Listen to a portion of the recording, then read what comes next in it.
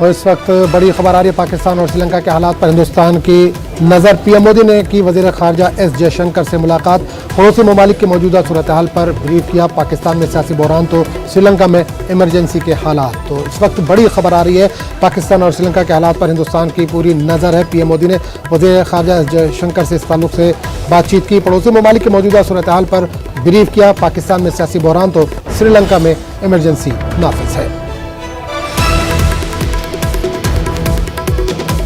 तो इस वक्त बड़ी खबर आ रही है पाकिस्तान और श्रीलंका में जो हालात बने हुए उस पर हिंदुस्तान की कड़ी नज़र है। पीएम मोदी ने वज़ीर ख़ारजा एस जयशंकर से इस ताल्लुक से बातचीत की है। पड़ोसी ममालिक के मौजूदा सूरत हाल के ताल्लुक से ब्रीफ किया गया है। पाकिस्तान में सियासी बहरान तो श्रीलंका में इमरजेंसी जैसे हालात।